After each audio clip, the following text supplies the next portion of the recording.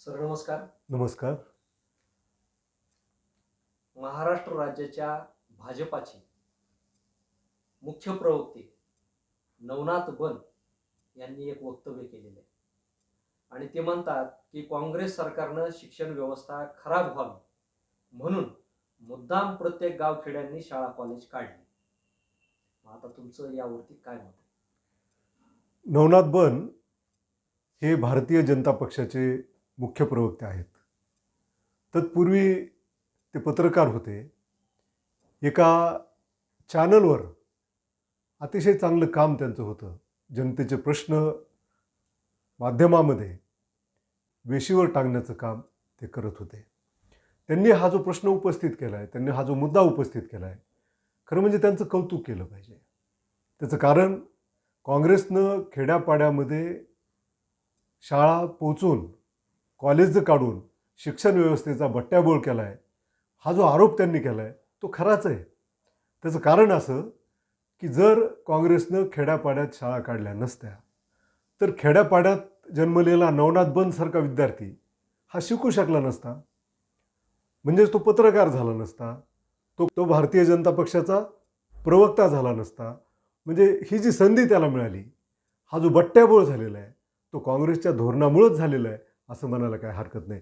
नुसतं नवनाथ बनच नाही तर खेड्यापाड्यातले अनेक विद्यार्थी त्या गावामध्ये शाळा गेल्यामुळं शिकू शकले. प्राथमिक, माध्यमिक, नंतर शहरामध्ये उच्च माध्यमिक आणि IAS, IPS, पुढारी अशा वेगवेगळ्या क्षेत्रामध्ये खेड्यातला विद्यार्थी जो गेला तो काँग्रेसनं तिथपर्यंत शिक्षण पोहोचवल्यामुळं गेला. आणि तो जर बट्ट्याबोळ असेल तर तो काँग्रेसनं केला आहे, हे नवनाथ बनचा जो आरोप आहे तो आपण मान्य करायला हरकत नाही.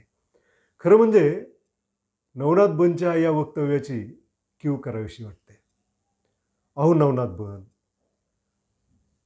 काँग्रेसनं खेड्यापर्यंत शाळा पोहोचवल्या, त्याच्यामागं कुणाची धोरणं आहेत? जेव्हा शिक्षणावर एका विशिष्ट समाजाची मक्तेदारी होती आणि बहुजन समाज, श्रमिक वर्ग, कष्टकरी वर्ग शिक्षणापासून दूर होता, त्याच्या हालअपेष्टा सगळ्यात प्रथम बघितल्या त्या महात्मा ज्योतिराव फुले यांनी. आणि शूद्राच्या, बहुजनाच्या हालअपेष्टांचं कारण काय ह्याचा विचार त्यांनी जेव्हा केला नवनाथराव, तेव्हा त्यांच्या काय लक्षात आलं? अज्ञान. आणि म्हणून ते वचन तुम्ही अनेकदा सांगितलं असेल तुमच्या भाषणामध्ये, तुम्ही व्याख्याते आहात चांगले. महात्मा फुले म्हणले, विद्येविना मती गेली, मतीविना नीती गेली, नीतीविना गती गेली, गतीविना वित्त गेले, वित्ताविना शूद्र खचले, एवढे अनर्थ एका अविद्येने केले. म्हणजे विद्या नाही, ज्ञान नाही, म्हणून हे सगळे अनर्थ झालेत. म्हणून फुलेंनी काय केलं? शाळा काढल्या. म्हणजे खरं म्हणजे इथं पहिल्यांदा बट्ट्याबोळ झालेला राव, बरं का. त्यांनी गरज नव्हती शाळा काढायची, परंतु त्यांनी काढल्या. मुलींसाठी पहिली शाळा सुरू केली.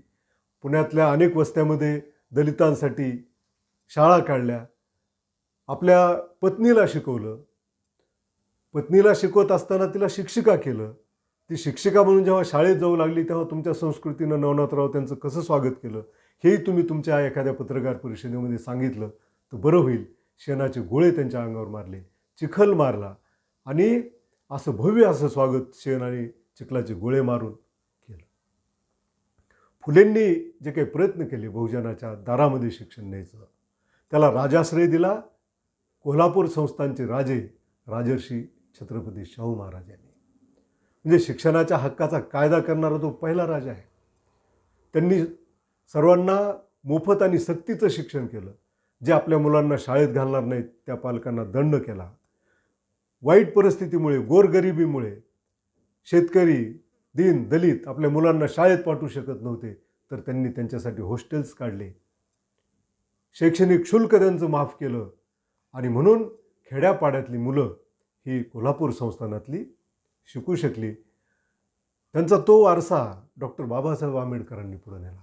घटनाकार डॉक्टर बाबासाहेब आंबेडकर आणि या 3 महापुरुषांच्या शिक्षणविषयक चळवळीतून प्रेरणा घेऊन कर्मवीर भाऊराव पाटील प्रत्येक खेड्यापाड्यात त्यांनी रयत शिक्षण संस्थेच्या शाखा काढल्या. डॉक्टर पंजाबराव देशमुख असतील, मराठवाड्यातले कर्मवीर समाजसुधारक बलभीमराव कदम असतील, कर्मवीर मामासाहेब जगदाळे असतील बार्शीचे, हे शिक्षण महर्षी त्यातून जन्माला आले. त्यातून प्रत्येक गाव पातळीवर, जिल्हा पातळीवर, खेड्यापाड्यापर्यंत शिक्षण पोचलं पाहिजे यासाठी बेभान झालेली, झपाटून गेलेली अनेक शिक्षण महर्षींची पिढी या महाराष्ट्रामध्ये जन्माला आली. त्यांनी खेड्यापाड्यापर्यंत शिक्षण पोचवलं आणि म्हणून बहुजन समाज शिक्षणाच्या प्रवाहात आला, शिकू शकला, त्याला अक्षर ओळख झाली, तो अधिकारी झाला, तो पदाधिकारी झाला. हा जो सगळा उद्योग झालेला आहे तो या शिक्षण महर्षीनं खेड्यापाड्यापर्यंत शाळा पोहोचवल्या.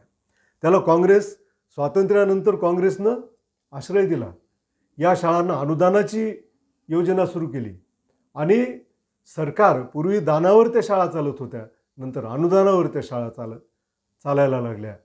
यशवंतराव चव्हाणासारख्या मुख्यमंत्र्यानं EBC सवलत सुरू केली. म्हणजे या शाळेमध्ये फीस भरण्याची ऐपत 4 आणि 8 आणे जी काही फीस होती ती भरण्याची ऐपतही शेतकऱ्याच्या पोरांची नव्हती, म्हणून यशवंतराव चव्हाणांनी EBC सवलत सुरू केली. त्यामुळे या राज्यातील शेतकऱ्याची मुलं, कामगाराची मुलं, गोरगरिबाची मुलं शिक्षणाच्या प्रवाहात आली. आणि हा सगळा खटाटोप जर काँग्रेसनं शिक्षणाचं वाटोळ करण्यासाठी केला आहे असं जर तुम्हाला वाटत असेल, तर आता जे तुमच्या पक्षाचं धोरण आहे की 20ची पटसंख्या आहे, करून टाका शाळा बंद. 10पेक्षा कमी पटसंख्या आहे, करून टाका शाळा बंद. 65,000पेक्षा जास्त शिक्षकांच्या जागा रिक्त आहेत, करून टाका शाळा बंद. म्हणजे त्या जागाच भरू नका. म्हणजे सर्वसामान्यांना शिक्षण मिळालं नाही पाहिजे.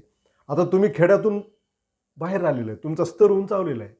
तुमच्यासारखे शिव फुले, शाहू आंबेडकर, कर्मवीर भाऊराव पाटील, डॉक्टर पंजाबराव देशमुख यांच्या शिक्षण चळवळीचे जे लाभार्थी आहेत, तर तुम्ही आता मिडल क्लास, उच्च मध्यम वर्ग किंवा त्याच्याही पुढच्या वर्गामध्ये गेलात.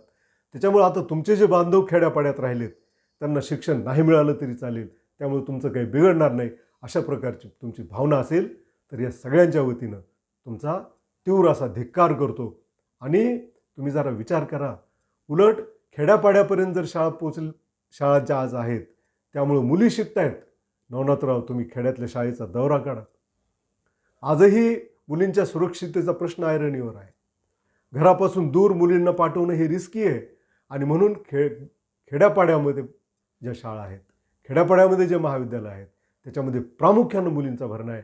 म्हणजे तुम्हाला मुलगी ही या देशात शिकली नाही पाहिजे, राज्यात शिकली नाही पाहिजे असं वाटतंय का? अहो, खरा विकास, खरा भारत हा खेड्यात राहतो. आजही 70-80% देशातील जनता ही खेड्यात राहते.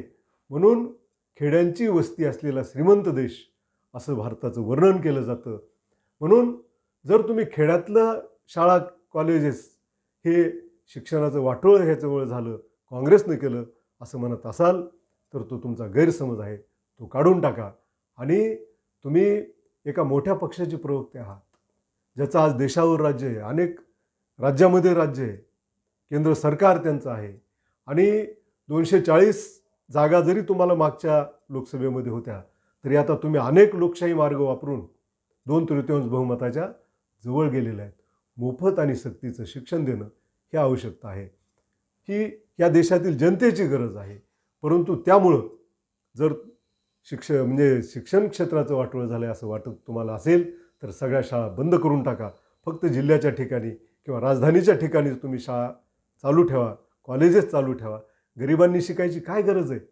गरिबांनी फक्त श्रम केलं पाहिजे आणि चातुर्वर्ण्य व्यवस्थेमध्ये बाकीच्यांनी एका विशिष्ट वर्गासाठी राबलं पाहिजे. ती व्यवस्था पुन्हा यावी अशीच तुमची इच्छा दिसते. तर त्यासाठी खेड्यापाड्यातल्या शाळा बंद करून टाकाच. धन्यवाद.